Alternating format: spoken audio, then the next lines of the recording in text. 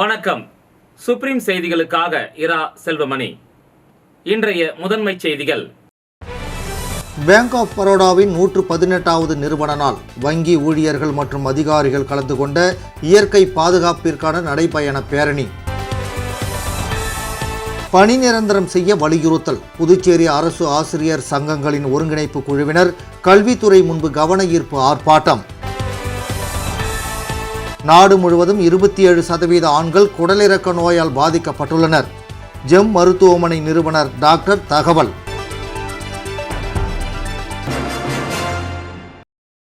Bank of பரோடாவின் 118வது நிறுவன நாளை முன்னிட்டு புதுச்சேரி கடற்கரை சாலையில் இயற்கை பாதுகாப்புக்கான நடைபயண விழிப்புணர்வு நிகழ்ச்சி நடைபெற்றது.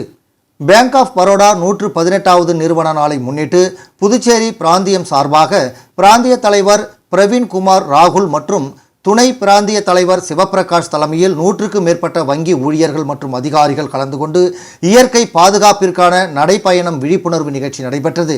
இந்த விழிப்புணர்வு பேரணி புதுச்சேரி கடற்கரை சாலை டூப்ளெக்ஸ் சிலை அருகே ஆரம்பித்து காந்தி சிலை அருகே முடிவடைந்தது.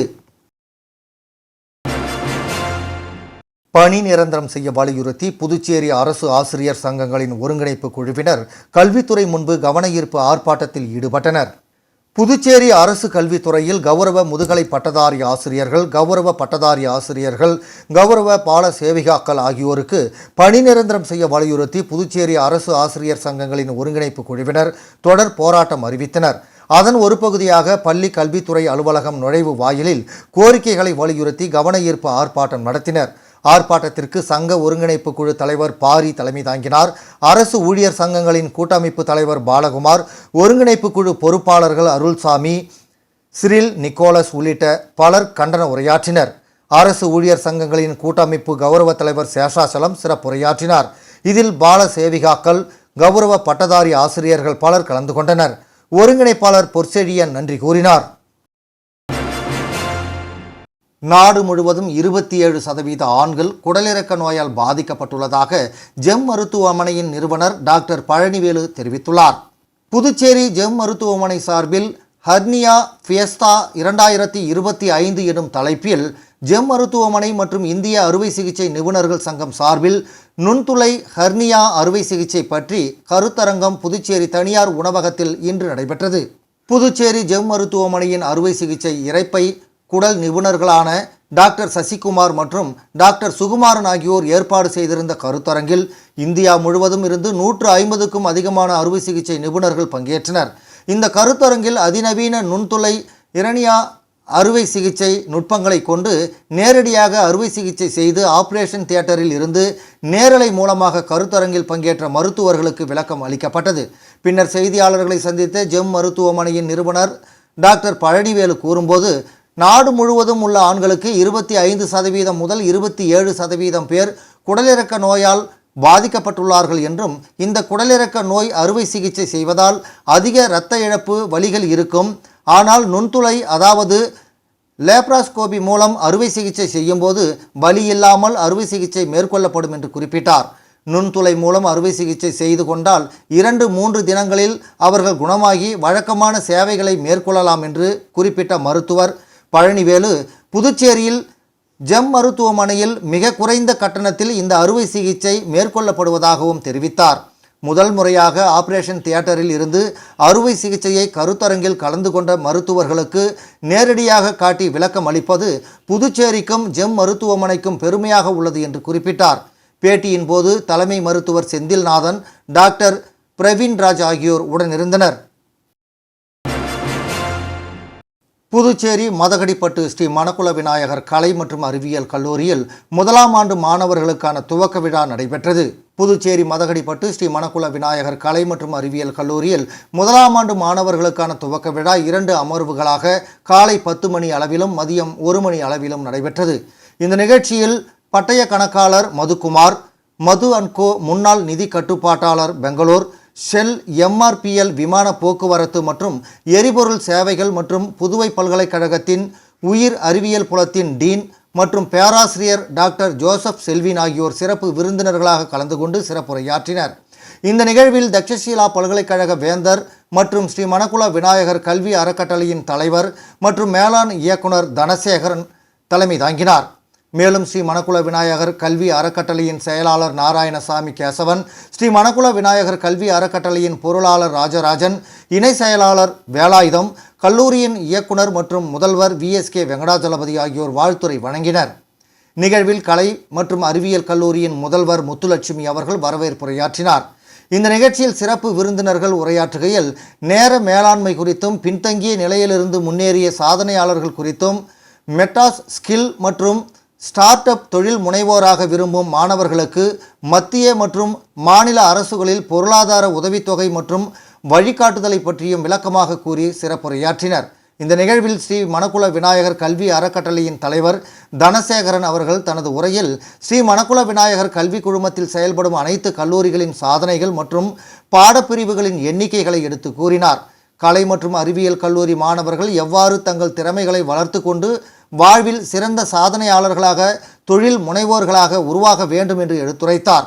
ஸ்ரீ மணக்குள விநாயகர் கல்வி அறக்கட்டளையின் பொருளாளர் ராஜராஜன் தனது உரையில் மாணவர்கள் பாடத்தில் மட்டும் செய்முறை திறனிலும் அதிக கவனம் செலுத்தி முதன்மை நிறுவனங்களில் வேலைவாய்ப்பு பெறவும் உயர்கல்வி நிறுவனங்களில் உள்ள வாய்ப்புகள் மற்றும் போட்டித் தேர்வுகளில் முதன்மை பெற இத்தகைய பாடப்பிரிவுகள் உறுதுணையாக இருக்கும் என்பதை சுட்டிக்காட்டினார்.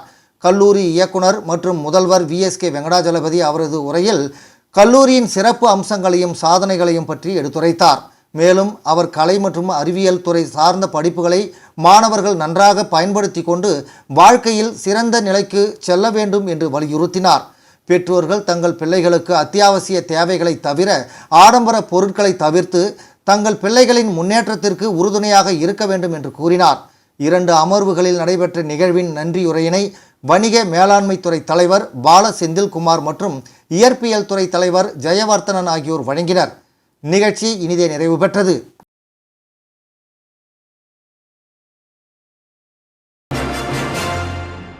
உருளையன்பேட்டை தொகுதி சுப்பையா நகர் சொர்ணமுத்து மாரியம்மன் கோவில் திருவிழாவில் எதிர்க்கட்சித் தலைவர் சிவா மற்றும் பொதுக்குழு உறுப்பினர் கோபால் ஆகியோர் சாமி வழிபாடு செய்தனர்.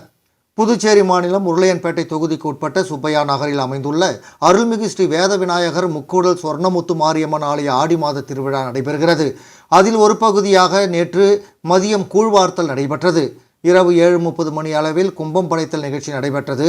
இதில் புதுச்சேரி மாநில சட்டமன்ற எதிர்க்கட்சித் தலைவரும் மாநில கழக அமைப்பாளருமான சிவா, திமுக தலைமை பொதுக்குழு உறுப்பினரும் உருளையன்பேட்டை தொகுதி பொறுப்பாளருமான கோபால் ஆகியோர் கலந்து கொண்டு சாமி தரிசனம் செய்து கும்பம் படைத்தலை தொடக்கி வைத்தனர். இந்த நிகழ்ச்சியின் போது தொகுதி செயலாளர் சக்திவேல், கிளை செயலாளர்கள் முத்துசாமி, கருணாகரன், அவைத்தலைவர் குருசாமி, வர்த்தகர் அணி துணை அமைப்பாளர் ஸ்ரீதர், சக்கரவர்த்தி, ராஜாராம், மணமோகன், ஃபெரோஸ், சாம்பசிவம், ஜெயக்குமார், மணிகண்டன், இளைஞரணி நிர்வாகிகள் வினோத், பரத், புருஷோத்தமன், தமிழ், வேலவன் மற்றும் ஆலய தலைவர் பிரபாகரன், துணைத் தலைவர் ராமகிருஷ்ணன், செயலாளர் ஜெயக்குமார், பொருளாளர் கோபி உள்ளிட்டோர் உடனிருந்தனர். விளம்பர இடைவேளைக்கு பிறகு செய்திகள் தொடரும். புது உலகம், புது வாழ்க்கை, அதை ஒரு இளவரசியைப் போல கடந்து செல்லணும். அதுக்கு நம்மளை அலங்கரிக்க முகல் காலகட்டத்தின் கலாச்சாரத்தை தழுவி அற்புதமான தங்க நகைகளை மெஹஃபில் கலெக்ஷனாக உருவாக்கி தருது ஜோசா லூகாஸ். மெஹஃபில், இனி மனங்களை வெல்லலாம். Mehfil, classical Mughal design jewelry from Josa Lucas. புது உலகம், புது வாழ்க்கை, அதை ஒரு இளவரசியைப் போல கடந்து செல்லணும். அதுக்கு நம்மளை அலங்கரிக்க முகல் காலகட்டத்தின் கலாச்சாரத்தை தழுவி அற்புதமான தங்க நகைகளை மெஹஃபில் கலெக்ஷனாக உருவாக்கி தருது ஜோசா லூகாஸ். மெஹஃபில், இனி மனங்களை வெல்லலாம். Mehfil, classical Mughal design jewelry from Josa Lucas. வெற்றியை தாரக மந்திரமாக கொண்டு இன்றைய மாணவர்களை நாளைய வல்லுநர்களாக உருவாக்கி கொண்டிருக்கும் சௌமியா பாராமெடிக்கல் இன்ஸ்டிடியூட். மருத்துவம் சார்ந்த வேலைவாய்ப்பு கல்விகள். NEET repeated courses for all batches. Admissions going on. degree courses BSc Medical Laboratory Technology, BSc Dialysis Technology, BSc Optometry Technology, BSc Radiology Medical Imaging Technology, BSc Operation Theatre Technology. Diploma courses later entry மூலம் direct second year. Uniform, record, lab coat முற்றிலும் இலவசம். படிக்கும் போதே பகுதி நேர வேலை வாய்ப்புக்கு உத்தரவாதம். 100% அரசு தர சான்றிதழ் வழங்கப்படும். டிப்ளமோ கோர்சஸ் ஃபீஸ் ரூபாய் 10,000 மட்டுமே. தவணை முறையிலும் கட்டணத்தை செலுத்தலாம். புதுவையில் ஊதியத்துடன் பயிற்சி தரும் ஒரே கல்வி நிறுவனம்.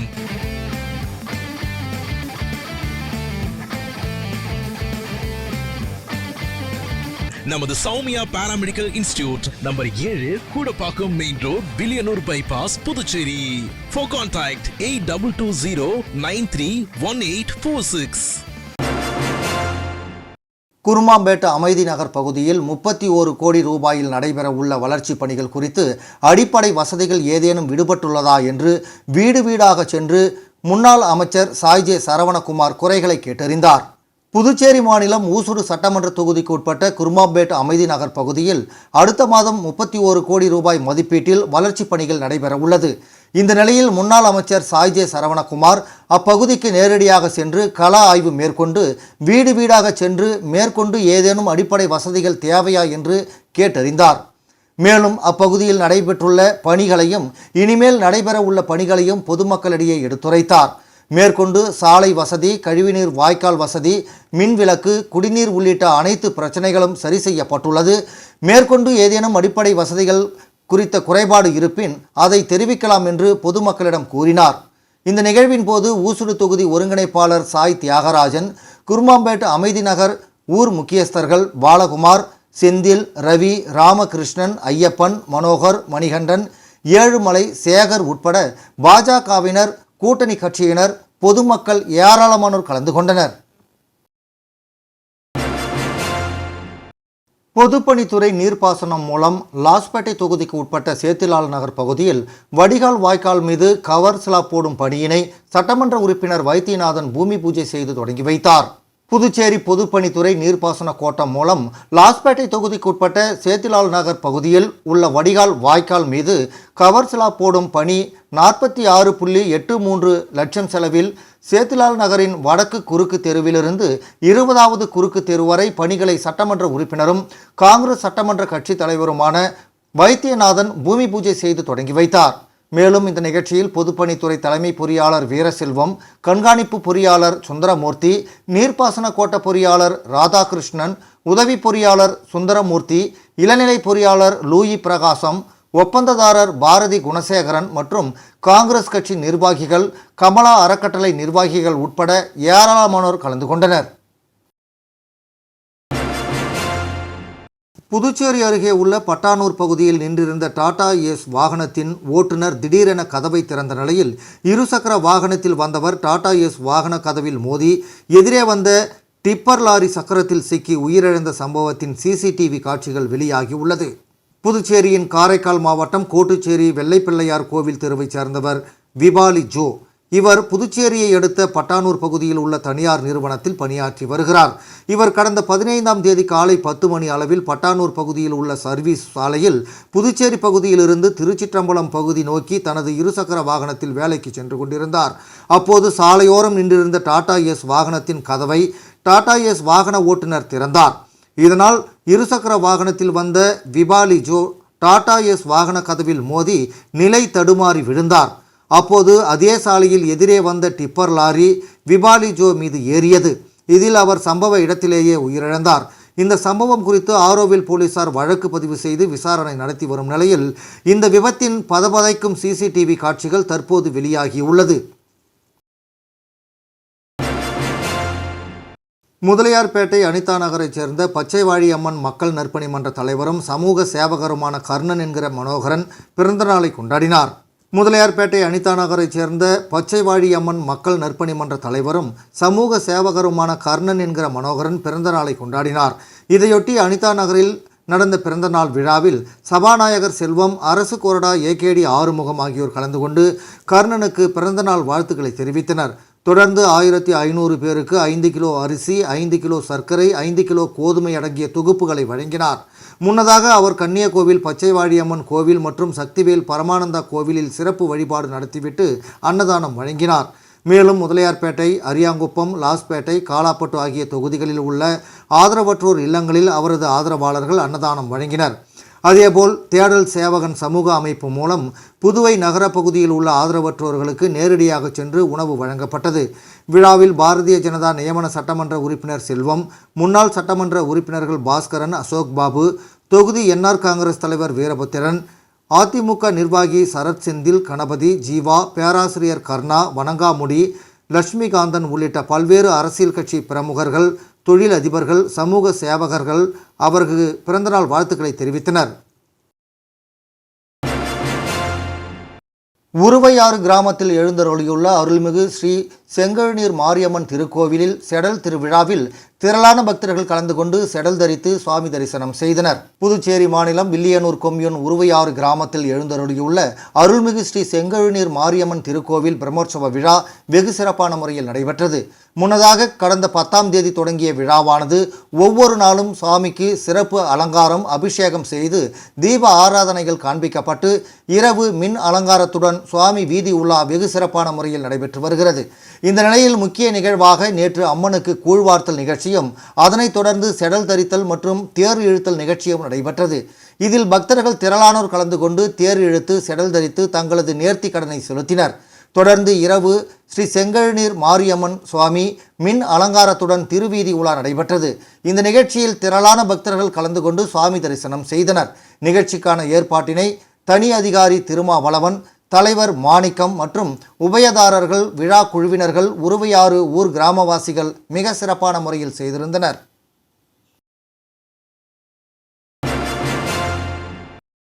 புதுச்சேரி முத்தியால்பேட்டை மகாத்மா காந்தி வீதியில் உள்ள ஸ்ரீ கற்பக விநாயகர் ஆலயத்தில் நடைபெற்ற திருவிளக்கு பூஜையில் பாஜக தலைவர் VP ராமலிங்கம் உள்ளிட்ட திரளான பக்தர்கள் கலந்து கொண்டு சாமி தரிசனம் செய்தனர். புதுச்சேரி முத்தியால்பேட்டை மகாத்மா காந்தி வீதியில் அமைந்துள்ள பாண்டிச்சேரி செங்குந்த மரபினர் நலசங்கத்திற்கு சொந்தமான ஸ்ரீ கற்பக விநாயகர் ஆலயத்தில் ஆடி மாதம் முதல் வெள்ளிக்கிழமை அன்று திருவிளக்கு பூஜை நடைபெற்றது.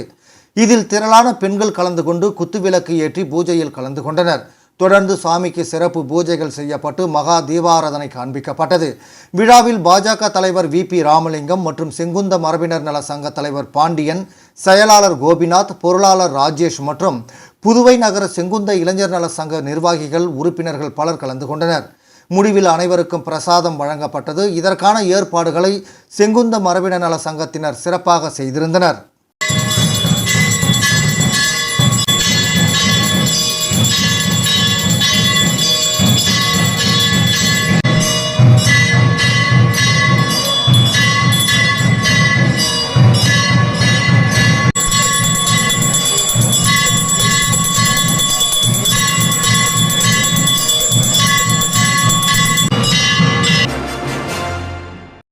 தமிழக வெற்றி கழகத்தின் பொதுச் செயலாளர் ஆனந்த் பிறந்தநாளை முன்னிட்டு வடசென்னை தெற்கு மாவட்ட பொருளாளர் நவீன் தலைமையில் பிறந்த குழந்தைகளுக்கு தங்க மோதிரம் வழங்கப்பட்டது. தமிழக வெற்றி கழகத்தின் அகில இந்திய பொதுச் செயலாளர் ஆனந்த் பிறந்தநாளை முன்னிட்டு அன்று பிறந்த குழந்தைகளுக்கு புதுச்சேரி ராஜீவ்காந்தி அரசு மருத்துவமனையில் வடசென்னை தெற்கு மாவட்ட கழக பொருளாளர் ராயபுரம் நவீன் தலைமையில் தங்க மோதிரம் வழங்கப்பட்டது. இந்த நிகழ்ச்சியில் சிறப்பு அழைப்பாளராக லயோலா மணி கலந்து கொண்டு குழந்தைகளுக்கு வழங்கினார். மேலும் நிகழ்ச்சியில் வடசென்னை தெற்கு மாவட்ட நிர்வாகிகள், புதுச்சேரி நிர்வாகிகள் உட்பட பலர் கலந்து கொண்டனர். உழவர்கரை சட்டமன்ற தொகுதிக்கு உட்பட்ட புதுநகர் பகுதியில் அமமுக மேற்கு மாநில இணை செயலாளர் லாவண்யாவின் மக்கள் சேவைக்கு அப்பகுதி மக்கள் பாராட்டு விழா நடத்தினர்.